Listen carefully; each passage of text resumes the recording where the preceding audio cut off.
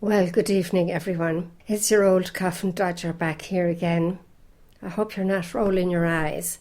Today's podcast, or vodcast, is called Across the Generations. And I've given it that name for the simple reason that it spans the period of time since the enactment of our Constitution, right through my own life, through the life of the gentleman I am speaking to this evening, to the present day. My partner this evening is a very brave man. He was the first person to respond to my appeal for a partner on one of my shows. His name is he's known as the Irish Furyan on social media, on YouTube and on BITS-CHUTE. So he's going to bear with me for the rest of the podcast. We had agreed beforehand to listen to a piece, a YouTube video or an excerpt maybe from a whole speech that a gentleman made. His name is Frans Timmermans, and I think he's Vice President of the European Union. And he seems to be a huge advocate of diversity. Now, we all know that that's a buzzword the last couple of years, diversity. And that's what we're going to talk about. So we're going to listen to this piece to start off with, and then we'll begin the conversation. And I might insert the odd little bit in between to make a point, really. Point that I want to make, and or to embellish something that has been said with something that was said elsewhere. So anyway, let's get cracking. Diversity is now in some parts of Europe seen as a threat. Diversity comes with challenges, but diversity is humanity's destiny. There is not going to be, even in the remotest places of this planet, a nation that will not see diversity in its future. That's where humanity is heading. And those politicians trying to sell to their electorates a society that is exclusively composed of people from one culture are trying to portray a future based on a past that never existed. Therefore, that future will never be. Europe will be diverse. Like all other parts of the world, we diverse. The only question is, how do we deal with that diversity? And my answer to that is by ensuring that our values determine how we deal with diversity and not giving up our values to refuse diversity. That will bring us down as a society. If we don't get this right, I truly believe Europe will not remain the Europe we've built. Europe will not remain the place of peace and freedom for very long. Now we'll set up the connection with the Irish Furyan. Hi, good evening. It's me. Hello, say something. Okay. So, do you want to talk about these issues here? You were saying something. You want me to talk about diversity, is it? We have just one local radio here. It's called Northern Sound. And we have one local newspaper, which is called the Anglo-Celt, and that's only just a weekly newspaper. So we have very, very little diversity here in Cavan. But what does that mean, diversity, when you say we have very little diversity here? What do you mean, diversity? Diversity of opinions. Okay, yeah, of course, okay. So that's where I come in and present the public with a different opinion. Fantastic. Yeah? Okay, Irish Fury. So we had... Oh, sorry.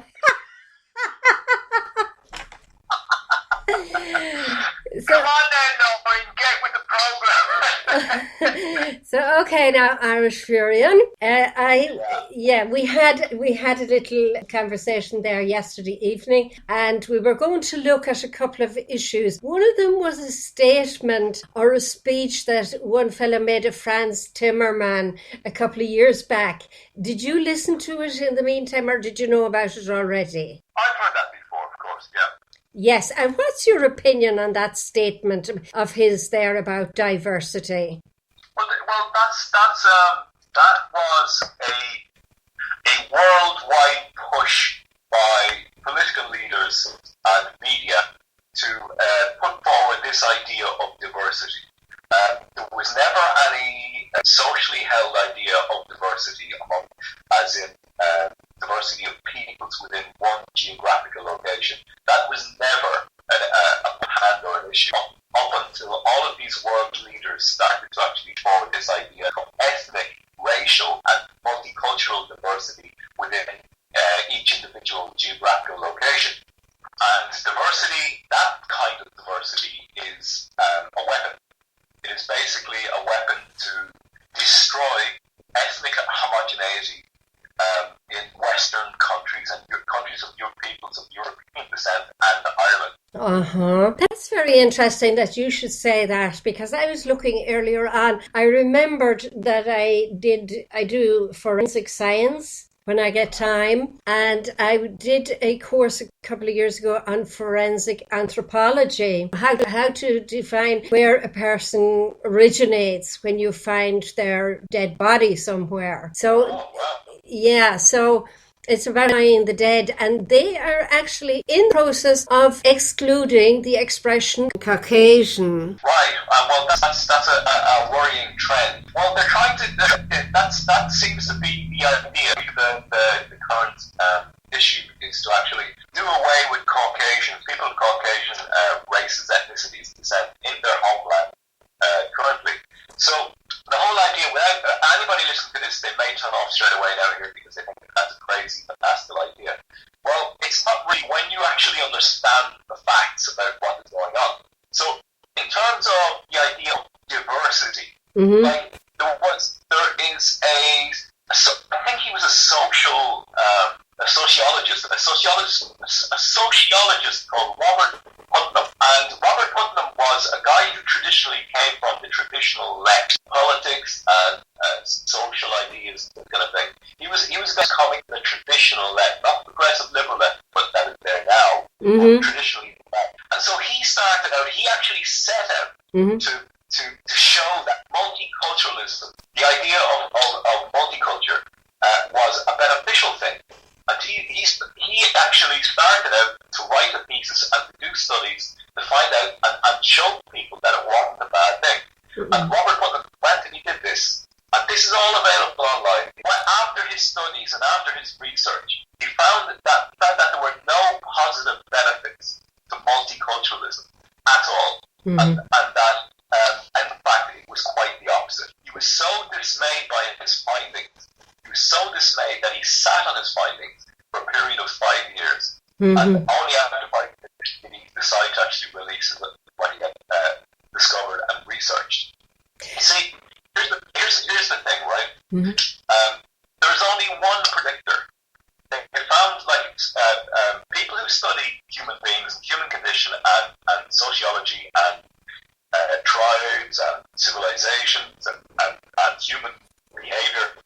There is one thing, only one, that actually leads to true peace and harmony within one geographical location. There's only one.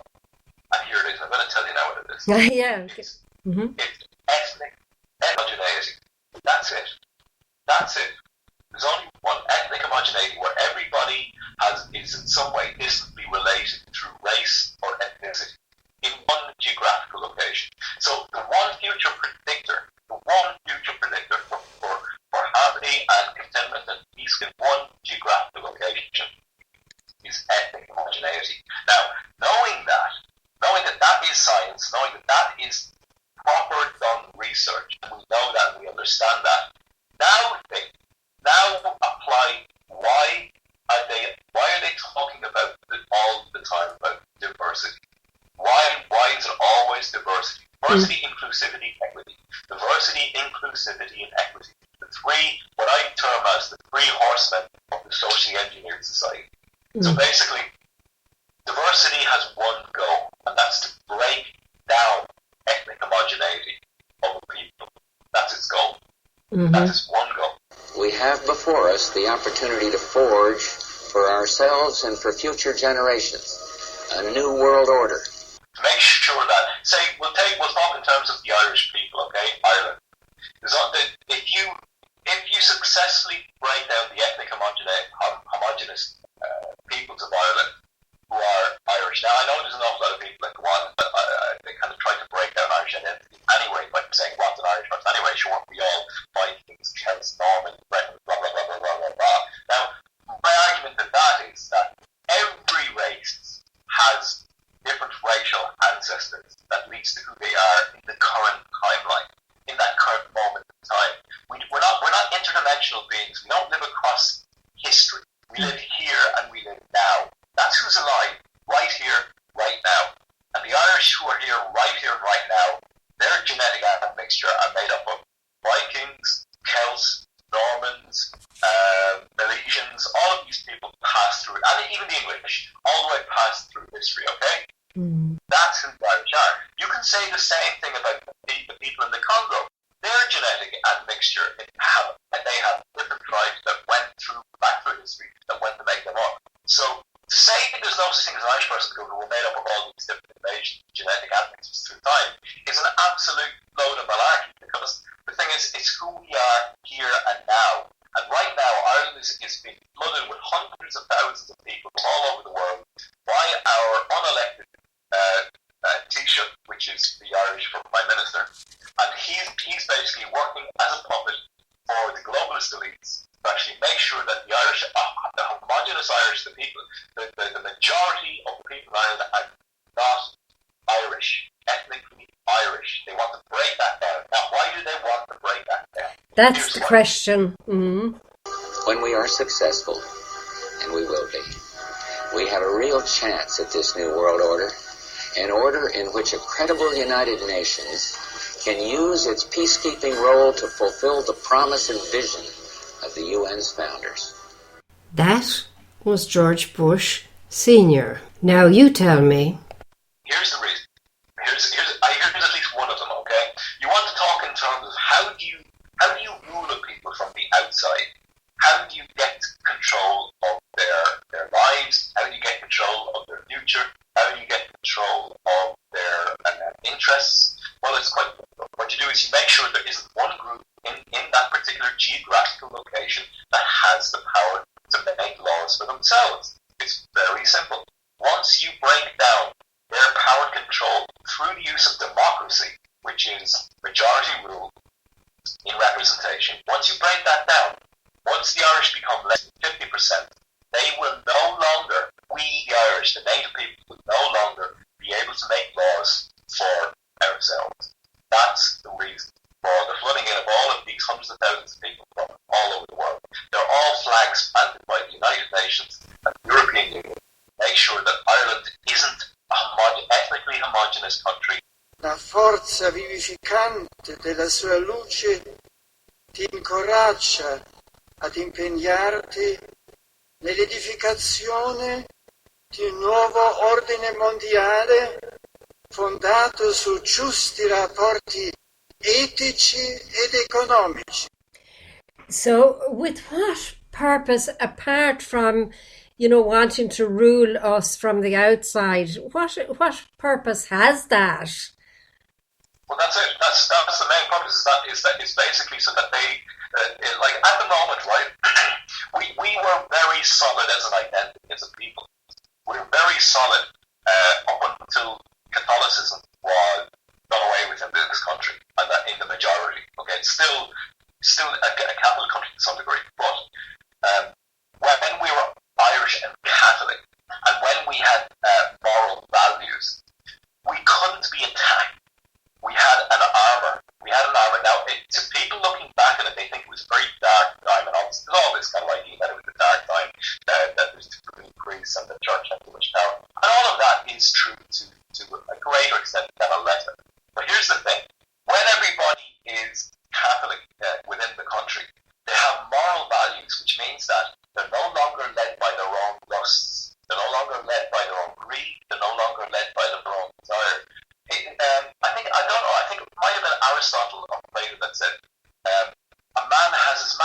masters as he has desired. And so when you give away your moral standing, your armor, your belief, your faith, when you cast that off, you're then led by your base primal urges and desire. And people then who have billions of euros, billions of money to be spent to actually influence your media, influence your the sexuality of the people in that country. Your primal instincts. Mm-hmm. Primal instincts, exactly. When you actually, people are being led around like a donkey carrot, dangled in front of their faces, being either through lust or being either through greed or want for money. When you no longer have the armor of faith of a belief system, you're easily led at that point. At that point, you are anybody's, and that's the whole reason. That's the trajectory since the casting off. Since the I don't know if the Catholic Church was infiltrated or not. There's an idea now that the church was infiltrated by Marxists and degenerates to actually break down the religiousness of the orders and the priesthood in Ireland, so that paedophiles and pedophiles could make their way into the orders and actually become a destructive force within the order, and the sexualization of priests within their own lives, leading people astray, eventually leading people astray through the media. And if that is the case, well, then it was a very successful operation, and it led to an entire country having its borders brought down, a gay half-Indian leading the country according to his masters outside of the country. Il Nuovo Ordine Mondiale, fondato su giusti rapporti etici ed economici. Yeah, I would absolutely agree with that. And I must say, I have to apologize to the coming generations for being part of the instruments we'll say in the 60s. I'm an older person. I'm just pushing 70 now.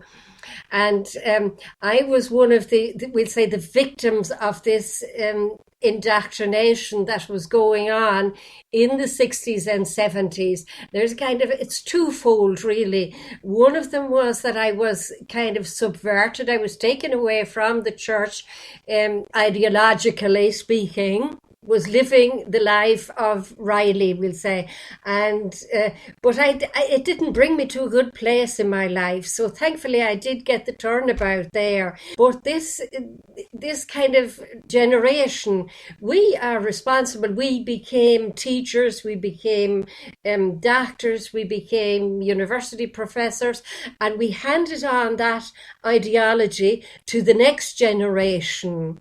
And they, of course, then elaborated on it and made it even more liberal.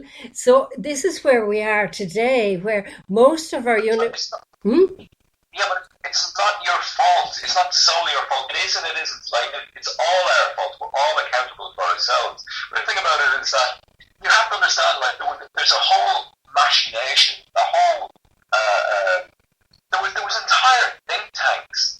There's entire governments, there's entire people in the media. The entire media now is completely owned by people whose interests are about this. That it's like, I was walking past pennies the other day, and up on the window, I've never seen this before in the history of pennies, was two huge. Now I know they're doing the interracial thing and multiracial thing all the time. I get that. They're doing that now for the last 3 years in a big way. Every single advert is that, and considering that Irish people are still 87% since 2016, 87% of the population, to actually be putting up adverts showing Africans all the time, Africans, when the majority of the population is actually 87%, lets you know that there's a push, that there is a conditioning going on to the general public. You see the same thing on television adverts. You see the same thing across RDD. You see the same thing. You hear the same thing on news talk, and all of it. It's all. And if you say anything about it, you're hit with being called a racist, and you're hit with being called a bigot. You're hit with being called all this. Now, the thing I saw, I outside Penny's and huge big posters on the windows were two girls kissing. I had never, ever seen that before in my life up on a window outside Penny's. Now, like, I mean, a year ago, that wouldn't have meant anything. 2 years ago, I would have been still, like, blind to that. And, I would have thought, whoa, whatever about that, But it's like, now I understand that this is all maneuvering to break down the ability of men and women to form couples, for that the normalization of heterosexuality with a view to actually making new life is no longer being pushed as the norm.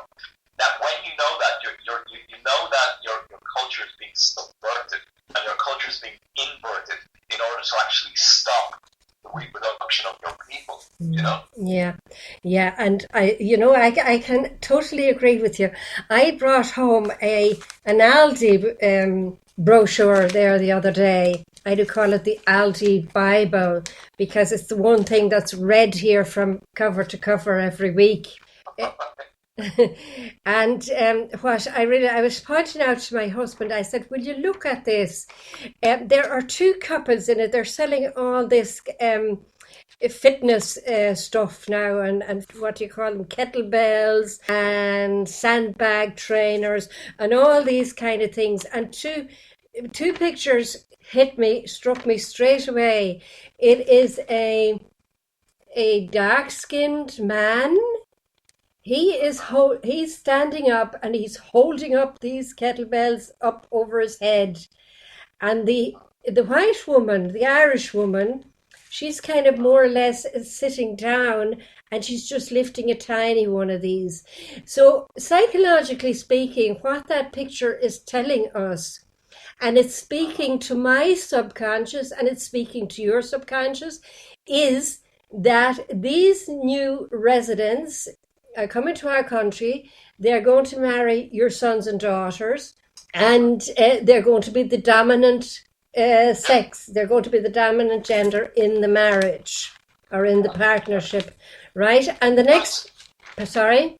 Yeah, it's breeding. It's breeding a species. It's breeding a new kind of human being. Like the people who are doing all of it, I mean, they don't give a damn about our ethnicity. They don't give a damn about our cultures. They don't give a damn about our nations, our families.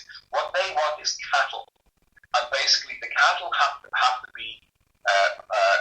They want a certain type of breed. They want the breed of a certain type of human being. They don't care about the end results. They don't care about. They have no time for the fact that human beings organize themselves according to their own in-group preference. They don't care that if they flood the country with people of completely different alien cultures, that crimes of all kinds will take place between them because there will be in-group and ethnic preference and hatred and disgust and resentment. They don't care about any of that. What they want is a new breed of cattle. For them, the white Europeans, Caucasians, whatever you want to call them, Irish people as well, they're an outdated breed, and they're not going to be. They may be too smart. There's such a thing as average IQs among races as well. And I know this is quite include something. Well, but there's 100 years of research done into this, and anybody that wants to go and research, they can. And it's not to say that IQ is the only thing that makes a human being a human being. It's not, absolutely not. It isn't at all. A person could be very low IQ but still talk and speak the truth. Still put honesty ahead of lies. That person is far more a virtuous human being than a person who has an IQ of 130 and is also a liar. The person who speaks the truth and is honest is far better for creating a harmonious society than people who aren't. But then you also have among different races, you have high trust and low trust, and this also occurs because of environment. Environment creates and evolves people who learn how to be high trust or learn how to be low trust. And some societies in colder regions of the world, basically, when they didn't have anything else but each other to survive, they have to learn to be high trust in their societies. Usually, the people northern climate, more like that. They didn't have fruits. They didn't have animals running around in the hot midday sun or in the evening where they could just reach out and hunt and gather. We had seasons in the north. Europe, where there was freezing cold, icy cold winters, and we had to actually, to survive those winters, we had to learn to force all gratification, and we had to learn to trust each other and not actually mess each other over. We had to trust each other. So that was how Caucasian white people evolved in the northern region. And so then when these globalist elite just break down any socially engineer entire societies to go to breed the type of cattle that they want without taking into account the differences between groups, well then, and respecting them, then you end up with all kinds of social disharmony and stuff like that. Like you see in America, you have like all of these groups whereby you have affirmative action, and you have all of these groups who are seeking to actually get African Americans give them higher results on the tests that they do. And it's not fair. It's not fair on the people whose countries that are being flooded into, because the education system was created for the biology of the people of that land. So take, for instance, people think I might be being like white supremacist by talking about IQ, but I'll actually go on to say that the Irish don't have the highest IQ in the world. They are actually behind Europeans. They're 97. Europeans have an average of 100. And we're talking averages here. We're going to get very black people in all races and ethnicity, but we're talking averages. And then you have the East Asians, East London Asians, who have even higher IQs than Europeans. But Europeans created what is called outlier IQs, which is they allow their geniuses to flourish and their geniuses to create, which is actually a group dynamic. It's a group survival strategy to allow your geniuses to survive rather than killing them or banishing them or banishing them from your society because they question the narrative, they question creation myth. And so, like, European societies did so well because they allowed a certain amount of admixture, genetic admixture from the outside, and that went on to create just enough high enough IQs that could create fantastic technology and medicine and all the rest of it, which went on to actually create very balanced and wonderful civilizations to live in, I find it very interesting to talk about animals there. Because you've heard of the Mercosur Deal, haven't you? The Mercosur Deal has to do with the import of beef from Brazil to Ireland, and at the same time we're kind of abolishing cattle trade in Ireland by telling the people that they are creating too high of a carbon footprint. So, but I read up on the Mercosur Deal, and it stipulates that this Mercosur Deal was established by the Treaty of Asuncion in 1991 and the protocols of something in 1994.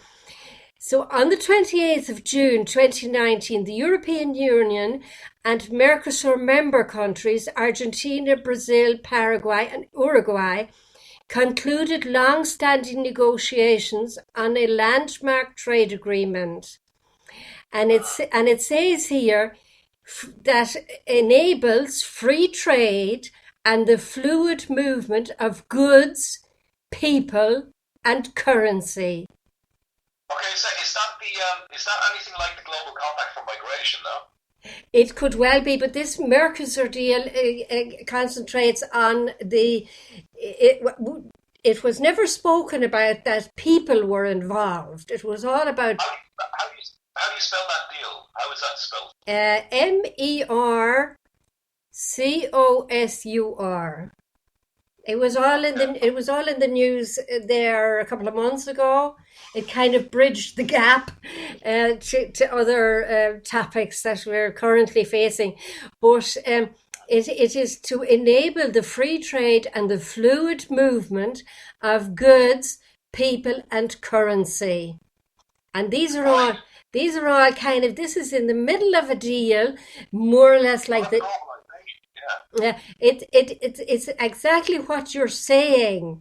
Trading people, trading currency, trading goods. Well, the thing is that capitalism, I think, only works within a nation. I think once you have international capitalism, you end up with the logical conclusion, which is the movement of peoples. Now, what I thought you were talking about there was that there was the very first agreement between Europe and Africa and North Africa was an agreement called the Marrakesh Agreement. Now, I can't remember what the date was, but it was the first Marrakesh Agreement. Uh-huh. And the very first one was created by the World Trade Organization, and it was for the easier trade between Europe and Africa and North Africa. And that's what I thought you were talking about. After that agreement came the Barcelona Declaration, and it was the further globalization of, as those things you were just describing there, which is the movement of capital, the movement of labor, and the movement of peoples between Africa, North Africa, and Europe, and the Islamic countries in Europe. Now, the last one we had, which was a total disgrace, and was signed by 47 countries, including our guy, Bradker, and I hate saying our guy, because I don't recognize him by teaching. Mm-hmm. Here's the thing, is that he signed this agreement. The agreement was the Global Compact for Migration, and that was signed in was it November 2018 or February? No, it was signed in the 10th. I think it was the 10th of December in Marrakesh, 2018, last year. That's right. Yeah. That's right. It's called the Global Compact. The Global Compact, yes. And they keep telling us that it's not legally binding. Well, why the heck would they sign something if it's not legally binding? Exactly. Now, the Global Compact for Migration, its subheading is for the safe, orderly, and regular migration of peoples into Europe.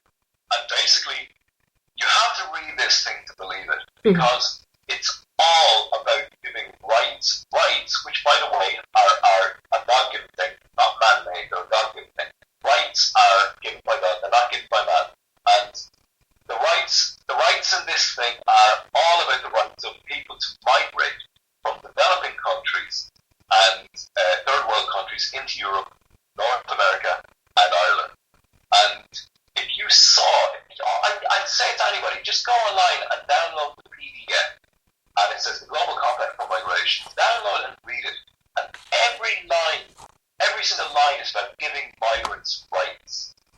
Not now. The thing we can take from that is this: if you're giving migrants all the rights, what rights are the native peoples of Europe and Ireland getting?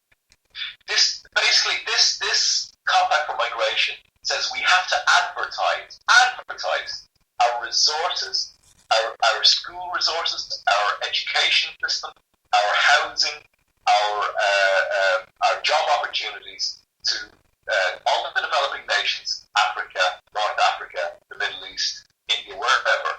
That we have to advertise to them, and it's all a one-way street. So this again is about the disenfranchisement, in my understanding, and my understanding of it is that it's about the disenfranchising of the native peoples of Europe and Ireland. This is all above board, and there's no sensation about this. It's there for anybody to check out. And I recommend everybody to actually have a good look at this document. Yeah, exactly. I suppose it would be a good idea for everybody to look at it anyway. The trouble is with the Irish citizen is that they are very non-political in their kind of day-to-day dealings with each other.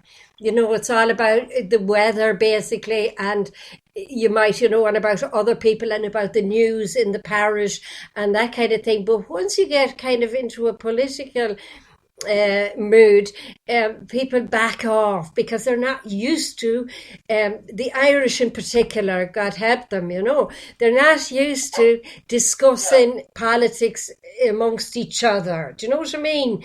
It is a kind of a clandestine occupation. I would say to people that I'm not seeking to get into politics. Not that I know to myself anyway. I'm not seeking to get into politics. And I never set out to research anything political. But I would say, I would say to people is that I stumbled into what all this is. I mean, I stumbled into it, and I did so because I saw Islam making its way into Ireland in a very visible way in my city. And I really needed to know what this thing was, because I was beginning to see people, women appear with hijabs and niqabs and all this kind of thing on their beings, their person. And I needed to understand what it was. And I saw some disturbing things, which are kind of understandable now in hindsight, but at the same time, it's the clash of cultures. I saw the sexual assaults online of all of the German women in Cologne in 2015. And I remember seeing a lady being dragged down onto the metro in amongst hundreds of North African men, and she was screaming at the top of her voice, and she was being pulled down to be sexually assaulted and molested under the bridge. And it was just jammers with like shoulder to shoulder with North Africans and Middle Easterns. And I was like, why is no man helping this woman? I couldn't understand why no man was helping this woman. And I was very disturbed. It really, really did disturb me. I couldn't understand it. So my offensive mind just went, I need to know what this is. I really need to know. And so I spent the next 2-3 years researching Islam and all of the darker sides to it. But in hindsight, when I look at that, I see that they were the migrants that were let in by Angela Merkel in Germany in 2015, and they were sleeping they were sleeping in the train stations, and they were sleeping rough, and they had been drinking, and they were a different culture, and they saw and see with Western women differently because of the culture they were coming from, and basically that's what happened there. There was a clash of cultures. I don't think Islam is inherently bad. I think they're quite moral people now. Now that I understand it, I think they're even more Christian than Christians themselves in Ireland. I think that they're very respectful. They say peace be upon them after they say the name of Jesus Christ, which is far more respectful than Christians and Jews. I think Christians could learn an awful lot from them. I just don't think they should be here. I think they are not our ethnicity. They're not Irish. They don't share our culture. They don't share our history. They are not Irish. And they are always going to have their identity in this island, and they will never be anything else. And it's the same for every other people here. It's the same for Polish. It's the same for the Africans. It's the same. They will always be African. They will always be Polish. They will always be Chinese. These people will always see themselves as that, because that's what their ethnicity is. And this is where we get back to the same problem that we opened up this conversation with, which is diversity is a lie. Mm-hmm. Diversity is a lie. It doesn't mean anything. It's one purpose: to break down ethnic homogeneity of people within their own homeland. That's it. It's a wee sound bite, as we call it. It's a sound bite word, a buzzword. Mm-hmm.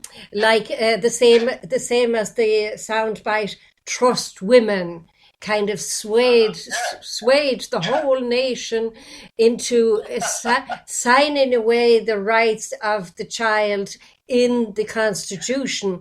The right of life for the child was in the Constitution. It was just one sentence, and with the trust women, they got the Irish people to sign away that little one protection that was left in the Constitution. So I'm very interested in the Constitution because it starts off with a preamble, as we call it, and it's called, "We, the people of Eire, humbly acknowledge all our obligations to our divine Lord Jesus Christ, who sustained our fathers through centuries of trial." And see, I want to call attention to something there, See, did you see what it says there? Yeah. Sustained our fathers. Yes. See, it doesn't say our mothers. It says sustained our fathers, because it's a patriarchal term. Yeah. Now, think about what's happening at the moment. Trust women. Feminism. Yeah, feminism and the feminization of society. Yes. And the media keeps attacking any man that stands up for men, like John Waters or anybody that stands up for men men's rights in the past has been ousted from the media and has had their voice taken away. Now, why is that? Absolutely, but not Muslim men, strangely enough. Exactly, but then you see that's part of the same scenario. It's a part of the same strategy. What you do is you demoralize the men of a country so that the walls can be brought down and the people outside the walls can be brought in. That's the way this works. And see, women will follow men. Women will follow strong, good men. And when you actually suppress the native men of that country, when you suppress their ability to stand up and speak out for what they believe, which is what was written into the Constitution, then you end up with the dismantling and the disenfranchising of the people within the country. And that is what's happening to Ireland right now. And who gave us the Constitution? That's the interesting part. Who gave us this Constitution? Well, it was men. Yes, but who? Was it the government? Was it the government? Was it England? No. Who was it? Exactly. So they are what they call inalienable rights, and inalienable rights can only be given by a divine being. And when you start to make rights and laws as God yourself, the state, men, women, then you actually end up with all of this madness. Yes, and that's why I'm so interested in the Constitution, because it's been overlooked, and I am so very worried that this preamble is going to be taken away as soon as possible, as soon as they can get their hands on it, because it says, we the people of Éire, we the people give ourselves this Constitution. It wasn't given to us by a government. It wasn't given to us by a power outside of us. It was the people, the men and women who gave their lives, and mostly the men, of course, back then. And they give us, the government doesn't own this Constitution. And it says here, and it's seeking to promote the common good with due observance of prudence, justice and charity, so that the dignity and freedom of the individual may be assured, true social order attained, the unity of our country restored, and concord established with other nations. It doesn't say to mingle with other nations and to merge with other nations. It says concord established with other nations.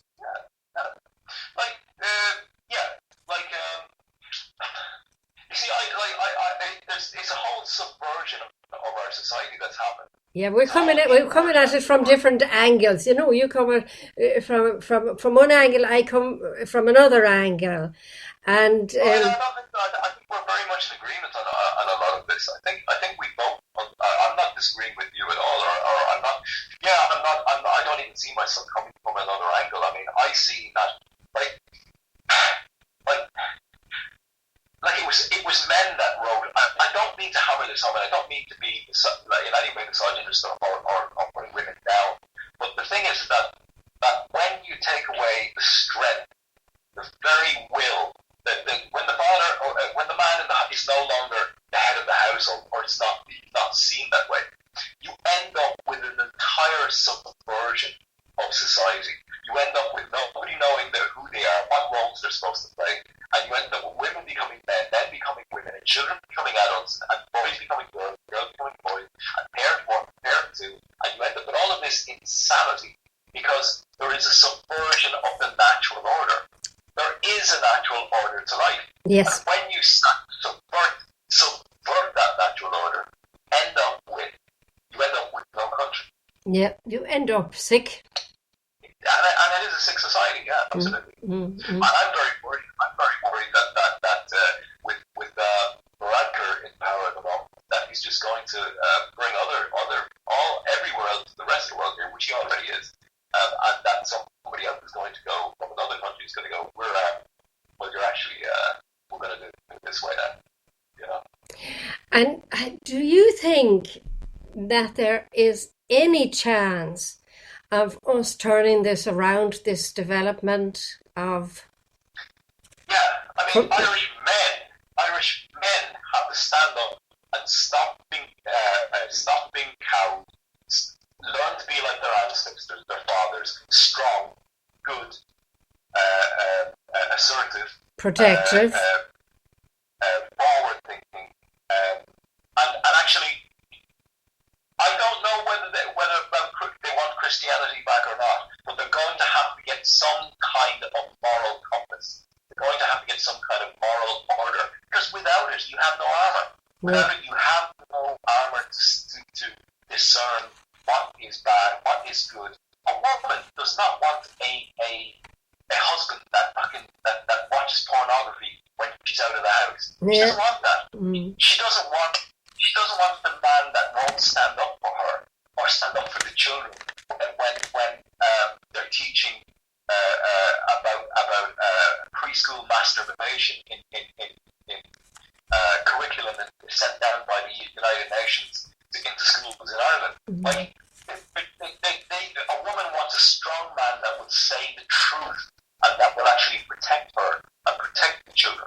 And that's what Irish men need to stand up and actually do that, because and actually cast off addiction, and learn to actually be strong and speak the truth.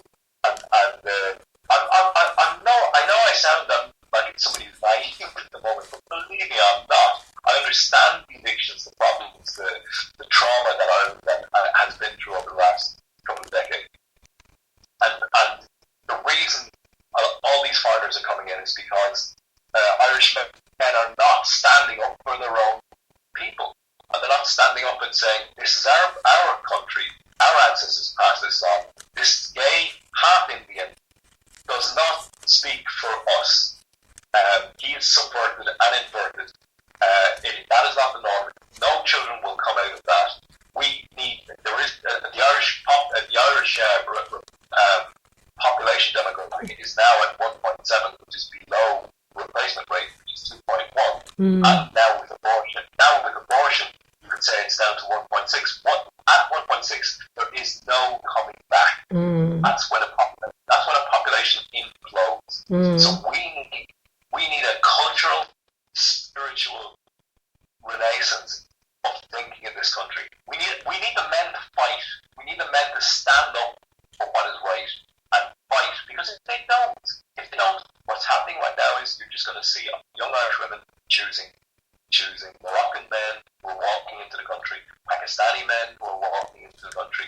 You're going to see Irish men choosing Chinese girlfriends, Asian girlfriends, and they are, because our gay half-Indian is bringing the rest of the world in here, and he's outsourcing the Irish reproductive system to the entire world. But the interesting thing is as well, you or your friends, they will never be able to marry a Muslim woman. No. Why is that? What's the perfect system? Islam is the perfect system for self-replication. Mm-hmm. In every turn, Islam has been thought out perfectly so that it will replicate itself and increase and grow in number. And it is the perfect system for self-replication. Yeah, that's very interesting. And it explains, when you talk about the strong man or the strong male in the family and to stand up for their women, that explains as well a deep desire that most women have. And that is why you will see these pictures in the brochures for Lidl and Aldi. These are the ones that I unfortunately frequent. Because the black men, the darker coloured men who are topless and showing off all their muscles, they represent strength. Yeah, exactly. They're representing strength over the white Irish female there. Yeah. And that's what's being presented to the young Irish minds. Yeah, exactly. And then the young boys or the young lads who are kind of out hunting and looking to propagate themselves and to procreate, they are intimidated by these strong foreign men. Yeah, well, well, not only are they intimidated by these strong foreign men, but they're also intimidated by the subverted Irish women who are being thought to actually dislike their own men. Mm-hmm. They're being thought to resent Irish men. Irish women are being thought to resent their own men. Mm-hmm. So like, not only are they going towards foreign men, but they're being thought that it's almost like inbreeding to actually go with another Irish person. Yeah. Which is absolutely insanity, because the Irish have a huge genetic diversity. You have like blonde hair, brown hair, red hair, you have black hair, you have very, very tall people, you have very, very small people, you have people with brown eyes, you have people with blue eyes. I mean, you have very dumb people, you have very, very intelligent people. We have some of the greatest genetic diversity on a small island that exists in the entire world, and yet we're being told to be more genetically diverse, which it doesn't make sense. How many strong men do you know yourself? I know a few. Like that kind of strength when it comes to actually being there for a woman is a different kind of strength. It's not obvious, and it's very steady, and it's very calm, and it's very collected. How do you think we can convey this message to more people, you know, besides being here on YouTube? How do you think we're going to, you know, or what is your vision for the near-term future? You have to stop giving them the propaganda. You have to stop having their brains conditioned. Every time they turn on Netflix, every time they turn on the TV, every time they sit at a bus stop, they see advertisements, they see TV shows, they see movies, which is being created to actually propagandize going interracial, having different races as partner, and that is a push by the globalist oligarchs, the globalist elites, to actually break down ethnic homogeneity of our own nations. So if I was, the thing is, you have to upset the regime.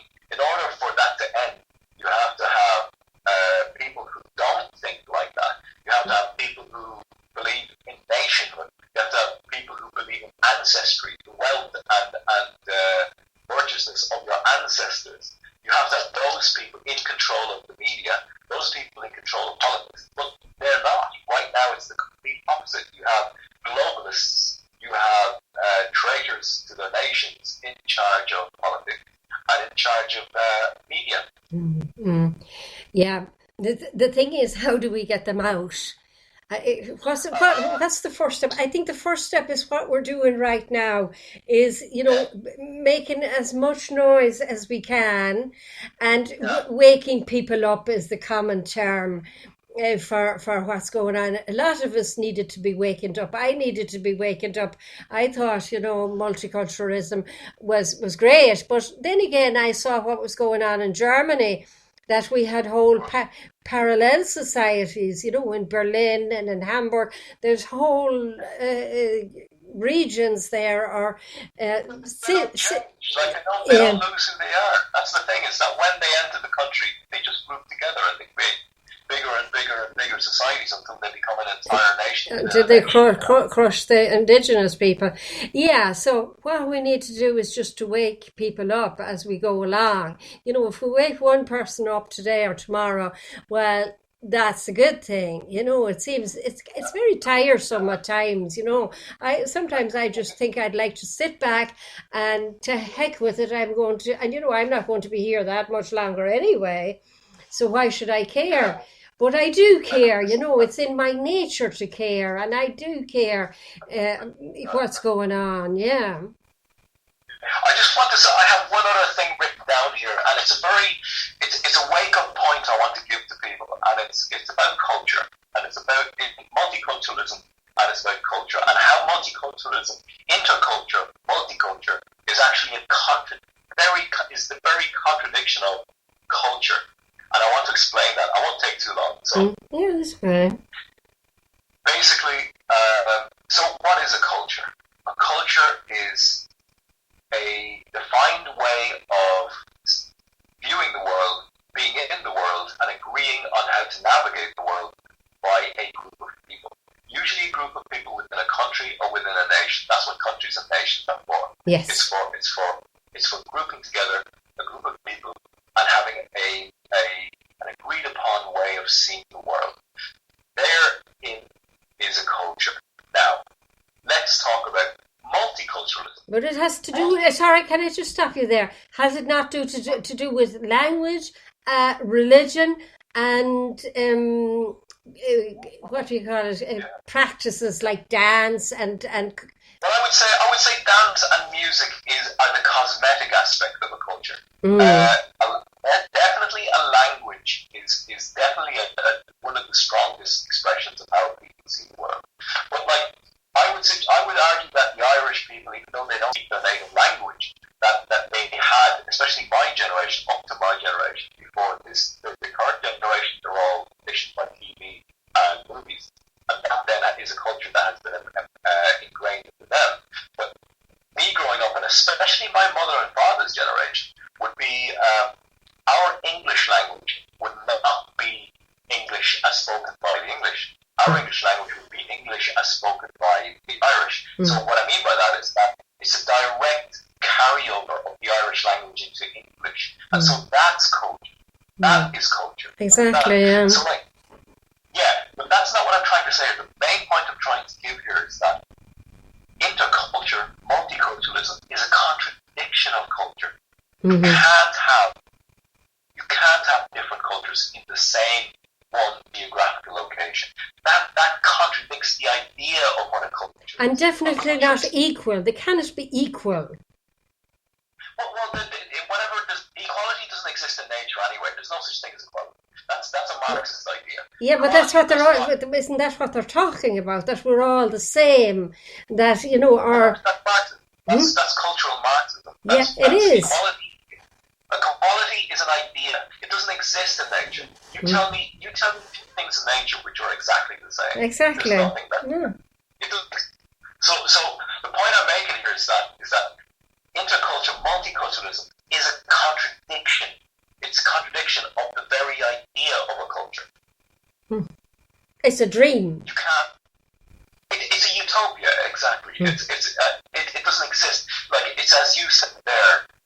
If you tried that social experiment where you get all these different people who come from different cultures, they will group together because that's what they know. They want to keep doing what they know, and they keep that culture going amongst themselves. So they want to keep their culture going. Why can we not want to keep our culture going? What is wrong with that?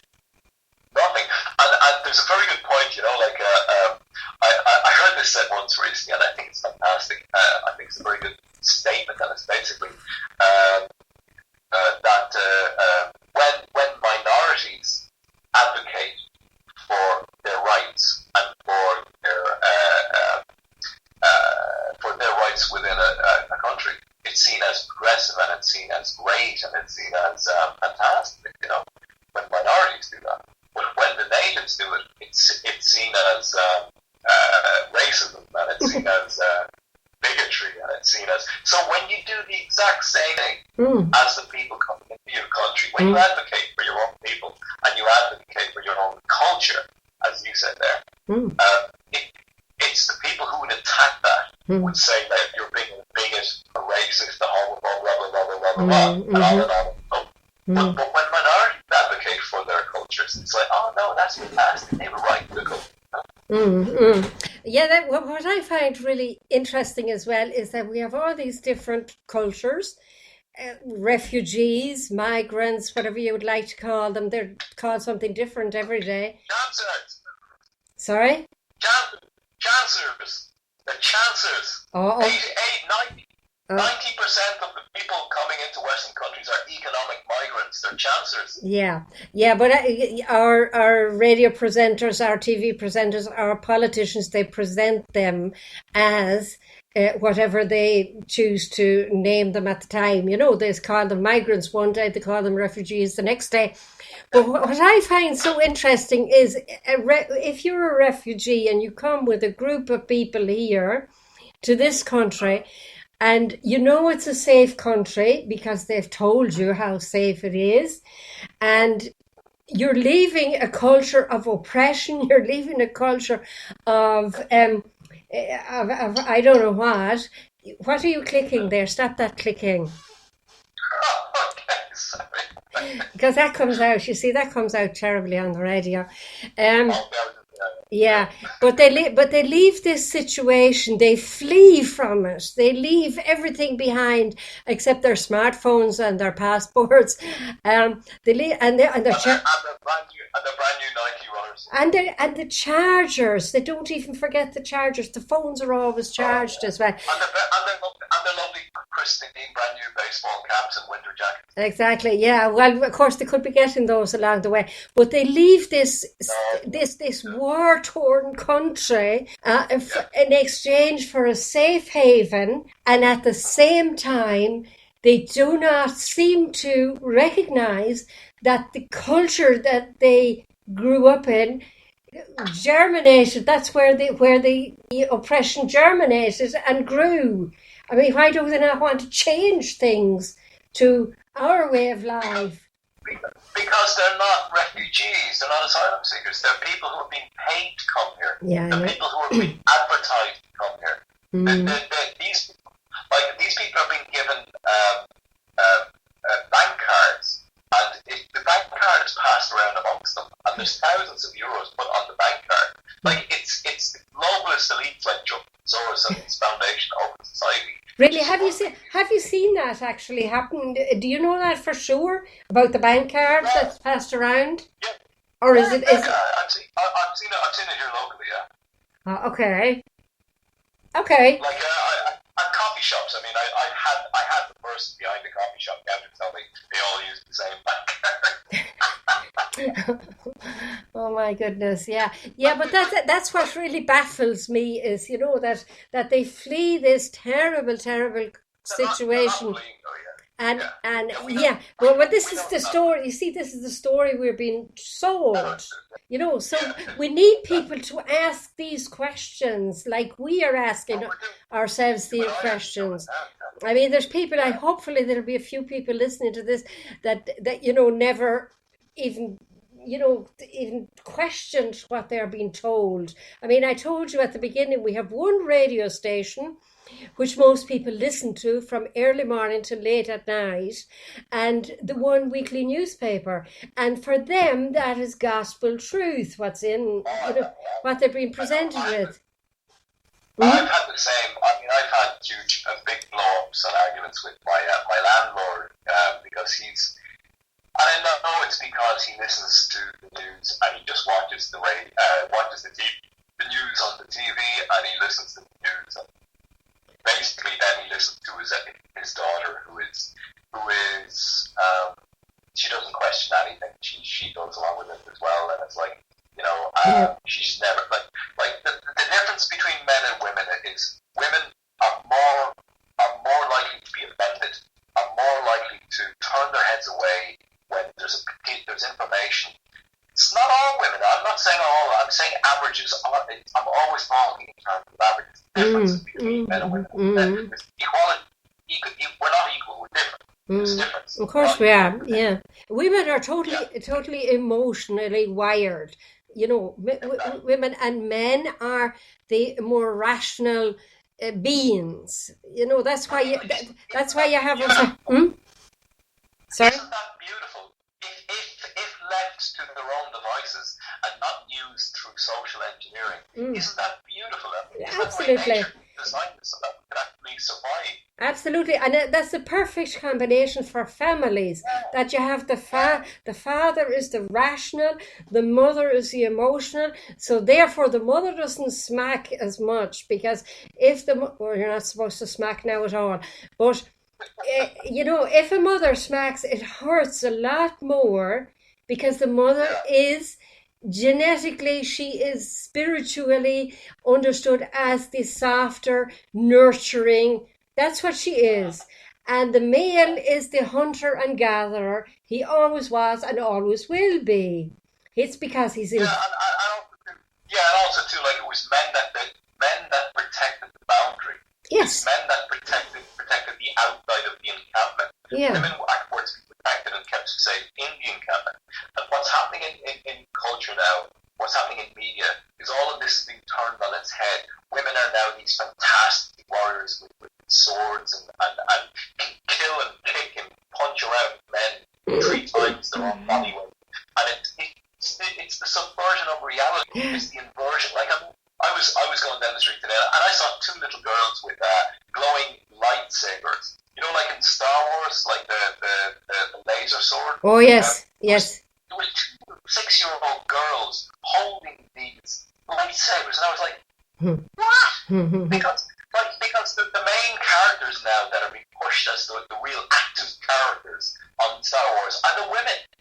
And that's a complete subversion of reality. On average, men have more testosterone in their body, which will make them more assertive and aggressive and more active. And that's normal. And men have 40% more upper body strength. And so, like, they were the ones who did all the fighting. They're the ones who did all the combat. They're the ones who did all the shoulder pushing and jostling.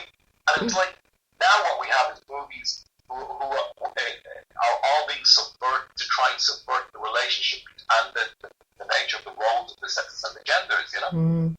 So I suppose we could wind it up on that note, couldn't we, to appeal to our men to drop everything that they've been doing the last 10 years or 15 to 20 years, maybe even the millennials, as they call them. They are now 2021. And just to sit back and ask themselves, you know, is this really who I am? Is this really me, or is it just been, you know, pushed on me from the outside and I'm denying myself? And in the end of the day, we have so many youth suicides, young people suiciding themselves. That has a reason as well. That has the reason that they see no purpose in life because the purpose is children. The purpose is children. Yeah. That's the purpose. That's the purpose. That's the purpose. Like the purpose is children. The purpose has to be children. It has to be. Yeah. But like right now, the narcissism of people is telling them, no, it's not. Go get a job. Go study in college for years. Yeah. Forget about your most fertile years. Forget about how beautiful and sexy you are right now at 21, 22. Don't make babies. Go out into the workplace 8 hours a day, 6 days a week. Work as hard as a man. Do all the work, take all the stress, and don't forget about children. Forget about you. You don't want children. You don't need children. And it's like, then it's all about me, looking at yourself on the phone, seeing how people are, making fish faces. And it's like, children are forgotten about. Like, the very thing which gives purpose and meaning to your life is forgotten about. Yeah, exactly. Well, we'll leave it at that now for today, Miss Irish Furyan. Okay, thanks, Laurie. Okay, talk again soon. That was great. Take care. Good to talk to you. God bless. Bye. Bye-bye. Bye-bye. There's a need for a new world order, but it has different characteristics in different parts of the world. Never before has a new world order had to be assembled from so many different perceptions, Mr. John Kerry, on so global a scale. Nor has any previous order had to combine the attributes of the historic balance of power system with global democratic opinion and the exploding technology of the contemporary period. After 1989, President Bill Bush Clinton said, and it's a phrase that I often use myself, that we needed a new world order. I think its task will be to develop an overall strategy for America in this period when really a new world order can be created. It's a great opportunity, and it's a crisis. Kissinger. What is at stake is more than one small country. It is a big idea, a new world order, George where Bush. diverse nations are drawn together in common cause to achieve the universal aspirations of mankind: peace and security, freedom, and the rule of law. Such is a world worthy of our struggle and worthy of our children's future.